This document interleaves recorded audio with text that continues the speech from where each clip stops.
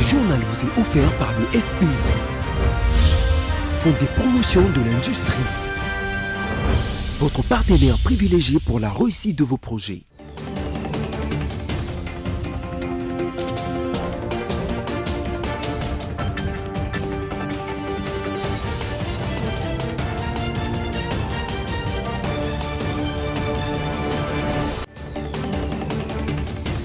Bonsoir à tous et bienvenue dans ces journaux rétrospectives de la semaine. Tout de suite les sommaires.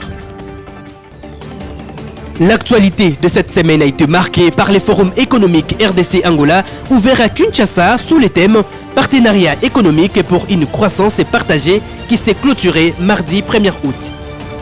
Une délégation du Fonds de promotion de l'industrie FPI a visité les projets photovoltaïques à Chipuka, à 25 km de Mbujimayi. Nous sommes dans les territoires des Katanda. L'actualité de cette semaine a été également marquée par la mort de l'ancien président ivoirien Henri Konan, décédé à l'âge de 89 ans, l'annonce faite par son parti politique.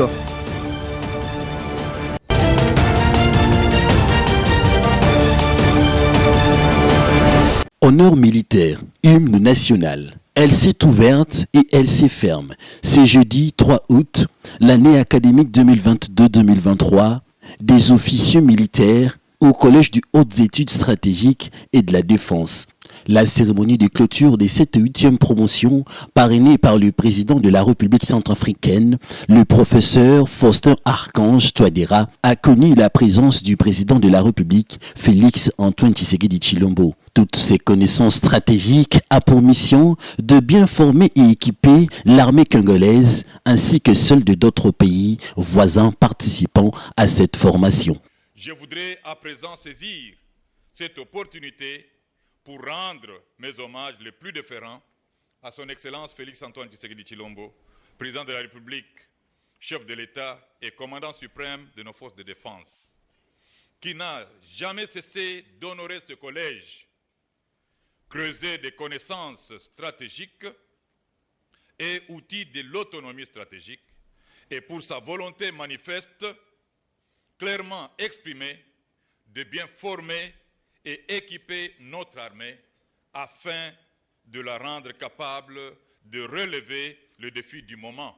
Pour le vice-premier ministre, ministre de la Défense nationale, Jean-Pierre Bemba, cette formation permettra auprès des commandants de des écoles de bien servir leur nation. Il sied de noter que des informations recueillies auprès des commandements des 2 écoles précitées, les lauréats de tout à l'heure viennent de sortir des moules qui les ont façonnés. Prenant la parole, le président de la République centrafricaine, parrain de cette promotion, a invité le participant à bien mettre en pratique toutes les leçons apprises. Je vous exhorte à prendre conscience en tant que stratège et à œuvrer pour le retour définitif de la paix et la sécurité en Afrique centrale en vue de permettre l'exploitation de nos immenses ressources naturelles, gage d'un développement durable. Ainsi s'est clôture l'année 2022-2023 par le président de la République Félix Antoine Tshisekedi Tshilombo et l'année académique 2023-2024 s'ouvre. Ainsi, je déclare close l'année académique 2022-2023 et ouverte l'année académique 2023-2024 et je vous remercie.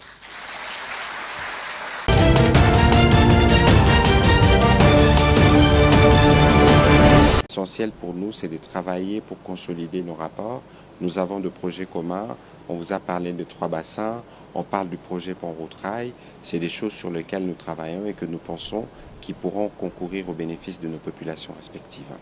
Nous sommes dans un contexte démocratique, vous le savez bien, et que, comme je l'ai dit précédemment, nous avons le droit d'être critiques vis-à-vis de nous. D'ailleurs, au quotidien, le président Tshisekedi lui-même fait le frais. Vous êtes, personnellement, président de l'UNPC, vous connaissez plus ou moins les sujets que nous avons à propos des médias.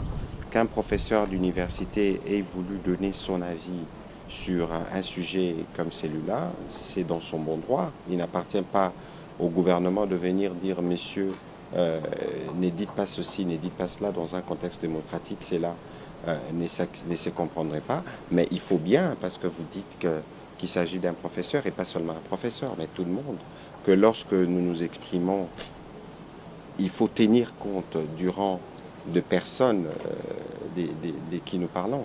On est en droit de critiquer les positions des chefs d'État, mais on n'est pas en droit de les insulter, parce qu'on n'a pas non plus le droit d'insulter qui que ce soit. Je pense que ça, c'est des béabas qu'il faudra plutôt faire aussi observer à vous, les professionnels de médias, pour éviter que nous puissions être dans des conditions de ce genre. Malheureusement, avec les réseaux sociaux, ce qui devait être petit peut avoir été grossi avec des commentaires qui n'étaient pas toujours appropriés. Et je pense que nous, aujourd'hui, c'est que nous avons montré, vous avez vu le Premier ministre du Congo-Brazza venir au stade et être avec nous aujourd'hui. C'est l'essentiel de rapport que nous voulons construire et consolider avec le pays voisin.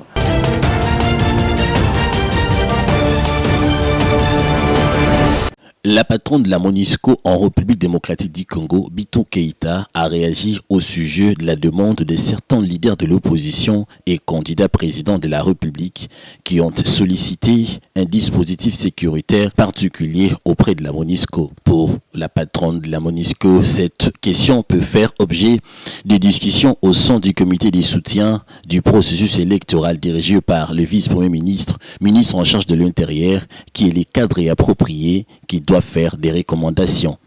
Il ajoute par ailleurs que la MONUSCO avait déjà répondu à cette requête en étant clair, la sécurité des candidats et de tous les processus électoraux revient premièrement à l'État congolais.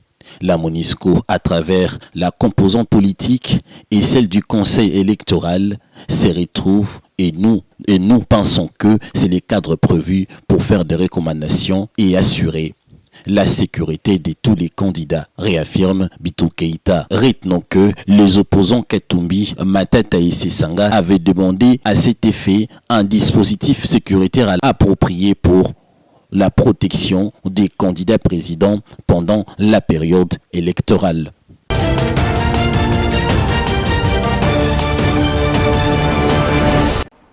Le climat d'intolérance qui, petit à petit, tend à s'installer au cours du processus électoral. Le week-end dernier, M. Deli Sesanga et ses équipes ont été attaqués par des personnes se réclamant d'être membres de l'UDPS. Le même jour, des personnes se réclamant être des supporters de M. Martin Fayoulou ont attaqué une des installations du parti Nouvel Élan de M. Adolphe Mouzito. Si durant la période de pré-campagne, l'intolérance s'installe entre les compétiteurs, la CENI craint qu'il y ait une escalade de violence en période de campagne. Ces actes d'intolérance sont en contradiction avec les valeurs démocratiques que prône notre société et qui sont inscrites dans nos lois. Ces actes sont donc à décourager fortement. La CENI veut organiser des élections transparentes, crédibles, inclusives, mais surtout dans un climat apaisé. L'élection des conseils communaux est une occasion pour les partis et les regroupements politiques d'aller au-delà des gestes symboliques. Vous devez comprendre que l'avenir du pays dépend de l'insertion dans la vie politique d'aujourd'hui des jeunes qui vont faire la relève de demain. Car très souvent, ils ont été exclus ou tout simplement marginalisés dans les autres élections au profit des candidats plus expérimentés. Vous devez rendre la participation politique des jeunes plus significative et aussi efficace. Et vous avez l'occasion, durant ce cycle, de le réaliser.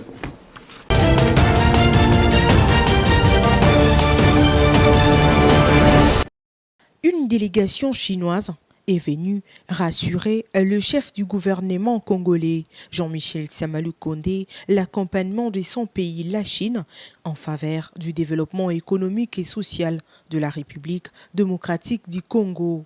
La dite délégation chinoise, conduite par le ministre chinois Zhu Rui, est composée de l'assistant du département international du comité central du Parti communiste chinois.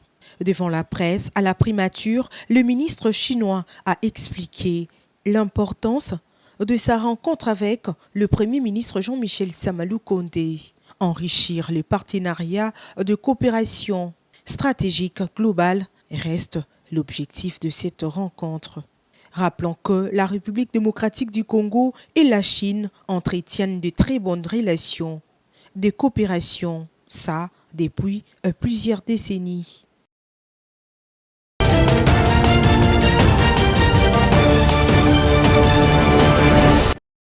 Accompagnée d'une forte délégation dont Madame la directrice du cabinet, la secrétaire générale au genre, la ministre du genre, famille et enfants, Mireille Massango Bibemoloko, est actuellement à Goma, capitale du Nord Kivu.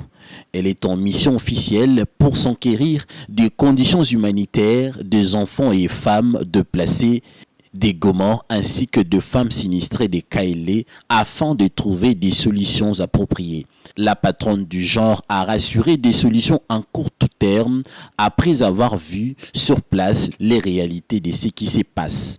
Le même jour, la patronne du genre a accordé une audience spontanée aux agents et cadres de la vision provinciale du Nord Kivu. Elle a promis de réponses favorables à toutes leurs inquiétudes, notamment à propos des alimentations de nouvelles unités et la problématique des agents qui souhaitent faire le master dans leurs domaines respectifs. Elle a également promis d'échanger avec le ministre de l'ESU. Enfin, la ministre du Genre, Famille et Enfants a été accueillie d'une manière électrique à son arrivée à l'aéroport international de Goma ainsi que partout où elle a passé. La patronne du genre a été honorée par les gouverneurs et leurs vices, le maire de la ville ainsi que par la population en liesse de cette province. Le militant et militante de l'INAFEC lui ont également rendu des honneurs mérités.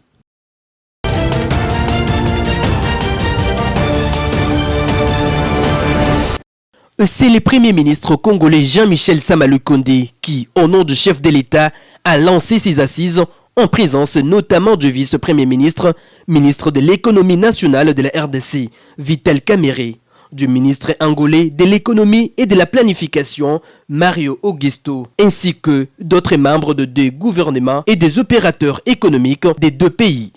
Dans son discours, le chef du gouvernement congolais a affirmé que ces forums, volonté de deux chefs d'État, Félix Tshisekedi de la RDC et Joao Lourenço de l'Angola, traduit l'expression de vouloir vivre ensemble de deux peuples et consolide la coopération bilatérale entre africaines pour le bien-être collectif. Le chef du gouvernement congolais a salué les bonnes relations bilatérales entre la RDC et l'Angola, deux pays au potentiel économique très important. Bien avant, dans son allocution de bienvenue, le vice-premier ministre, ministre de l'économie nationale de la RDC, Vital Kamerhe, hôte du jour, a réitéré la volonté du gouvernement de la RDC de ne ménager aucun effort pour participer de manière officiante à la renaissance africaine, mission dévolue par le père fondateur à l'issue de la victorieuse lutte de l'indépendance. Ce forum portait à lui-même l'ambition de poser les socles de l'intégration régionale. Il faut noter que 3 sessions ont marqué ces forums. La première a été consacrée à la coopération économique entre la RDC et l'Angola. Et la deuxième a exploré les opportunités d'affaires et investissements. Et la dernière s'est penchée sur la circulation de biens et de personnes et sécurité aux frontières communes. Ces assises des 2 jours ont été sanctionnées par un communiqué final signé conjointement par le gouvernements.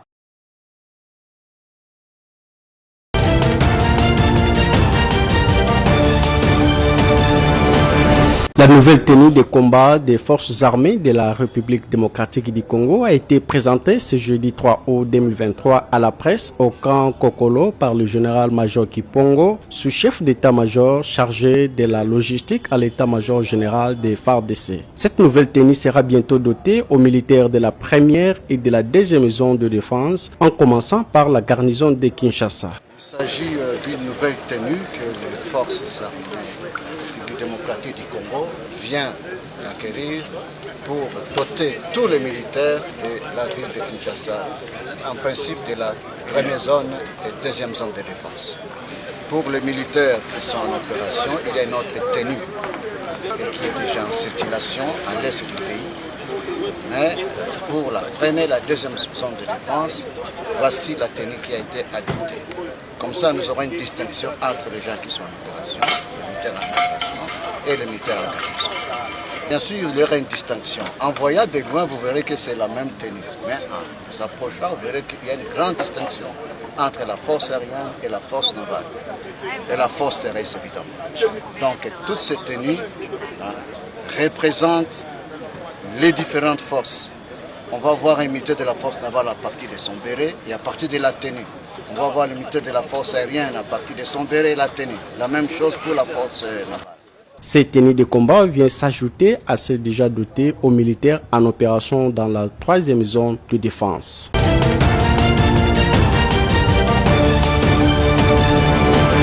C'est pour assurer un suivi plus que permanent dans le but de pallier rapidement aux difficultés et aux défis rencontrés dans l'exécution des projets financés par le Fonds de promotion de l'industrie, FPI, relatif au programme présidentiel accéléré de lutte contre la pauvreté et la réduction des inégalités dans l'espace Grand Kasaï que s'inscrit cette nouvelle descente sur le terrain à Mbuji-Mayi dans le Kasaï oriental de cette mission conjointe Primature, Fonds de promotion de l'industrie. Le chef du gouvernement reste très engagé dans la réussite de ces projets structurants pilotés par le FPI dans le Kasaï oriental, d'où la descente sur le terrain de cette délégation de la primature conduite par les conseillers principaux du Premier ministre en charge de l'électricité et eau, Didier Kioni, une équipe du directeur général de Samkrit, Shérif Nazmi, et des experts du FPI, dont François Mpouila Mukendi, le team leader de ce projet, accompagne la délégation dans cette mission, dont l'objectif principal est de s'assurer de l'effectivité des travaux de la route Mbuji-Mayi-Kananga,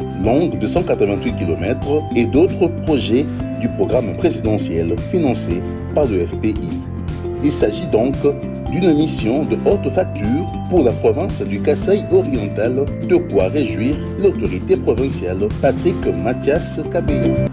Et pour rendre effectifs les engagements pris par toutes les parties en rapport avec ces obstacles, un procès verbal a sanctionné les différentes réunions techniques de 3 jours au cours desquelles toutes les parties ont manifesté leur volonté de voir ce projet capital pour le développement des 2 Kasaï et des environs aller de l'avant. Au-delà du point kilométrique 4, la délégation conjointe Primature FPI a pu constater que les travaux de déblayage, de terrassement pour ouvrir l'emprise de la route Mbuji-Mayi-Kananga se poursuivent bel et bien dans la zone périurbaine. Sur plusieurs kilomètres, les géotextiles, qui est un élément essentiel dans la construction de cette route voulue moderne, a été effectué avec succès. Cette zone est déjà prête à recevoir les graviers. On rappelle que cette technologie innovante de la pose du géotextile appliquée par la société Samkrit sur cette partie de la route nationale numéro 1 Mbuji-Mayi-Kananga est une première en Afrique centrale. Cette technologie, de l'avis des experts, garantit la protection de la voie pendant plus de 50 ans contre les infiltrations des eaux de ruissellement de surface et des eaux qui remonteraient du sous-sol. Dans l'entretemps, sur un autre axe, soit à hauteur du point kilométrique 20 où se situe la zone de carrière des Bakwambouyi, la société Samkrit a déjà dégagé la route d'accès et installé les concasseurs mobiles qui est opérationnel. Sur place, la délégation a pu constater qu'un stock de blocs de grès est déjà disponible pour être transformé en gravier à redimensionner selon les besoins sur le chantier. La capacité opérationnelle de ces concasseurs mobiles rassure davantage l'émissaire du Premier ministre quant à la qualité des matériaux utilisés. Notre présence ici est un gage de cet engagement du gouvernement à voir ce projet continuer et le voir arriver à terme dans les plus brefs délais. Ce qu'il faut que l'on puisse se rendre compte, c'est que un chantier d'une route de cette envergure comporte en son sein plusieurs mini-projets. Et l'un de ces mini-projets, c'est de pouvoir assurer l'approvisionnement du chantier de la route.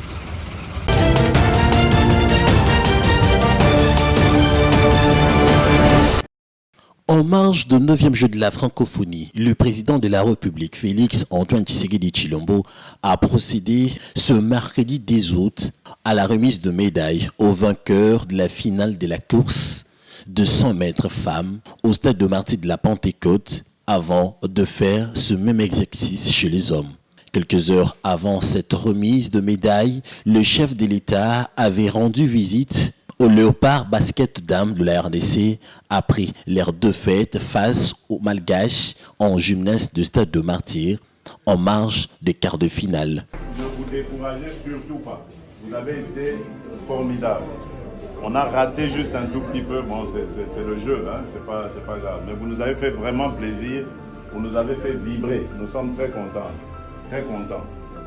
La numéro 12, là, elle est, oui, une bonne marqueuse. C'est la meilleure, mais bon, on comprend le courage. Hein? Je suis très fier de vous. Je crois que vous avez vu aussi, les supporters étaient aussi très fiers de vous. Vous avez essayé, c'est pas de votre faute. Ça ne fait que 2 semaines, m'a-t-on dit, que vous vous entraînez, pendant que les autres s'entraînaient déjà depuis longtemps. Donc c'est pas grave, c'est une expérience. Il faut retenir de ces échecs. Retenons que depuis le début du jeu de la francophonie, plusieurs Congolais ont obtenu 2 médailles à l'honneur de la République démocratique du Congo.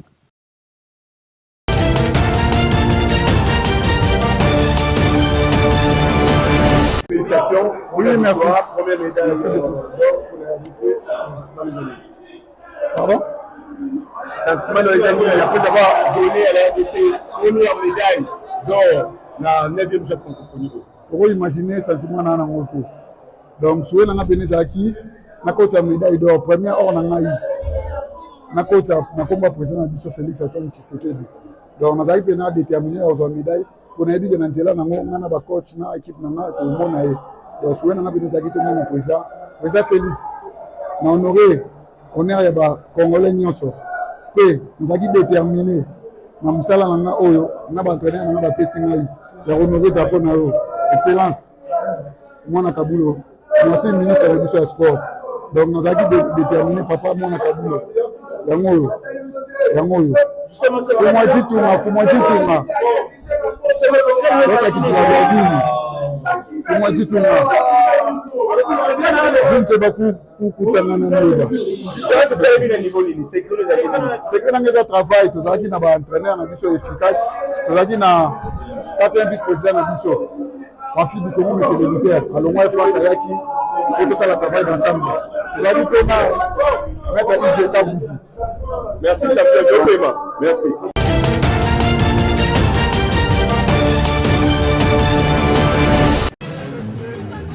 La Côte d'Ivoire dit adieu à son ancien président Henri Konan Bédié. L'homme politique est décédé à l'âge de 89 ans, a annoncé mardi son parti dans un communiqué. Henri Konan Bédié a tiré sa révérence à Polyclinique Internationale Sainte-Anne-Marie, un hôpital privé à Abidjan.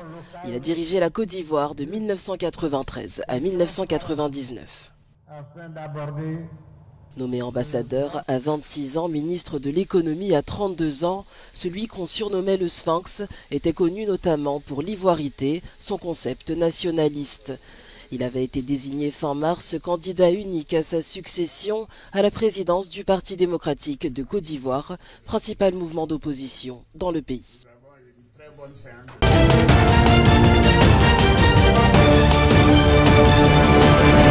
Les rappels de principaux titres. L'actualité de cette semaine a été marquée par les forums économiques RDC-Angola ouverts à Kinshasa sous les thèmes « Partenariat économique pour une croissance partagée » qui s'est clôturé mardi 1er août. Une délégation du Fonds de promotion de l'industrie FPI a visité les projets photovoltaïques à Chipuka, à 25 km de Mbujimayi. Nous sommes dans les territoires des Katanda. L'actualité de cette semaine a été également marquée par la mort de l'ancien président ivoirien Henri Konan, décédé à l'âge de 89 ans, l'annonce faite par son parti politique. Et ce journal est terminé. Merci de votre réelle attention et bon week-end chez vous.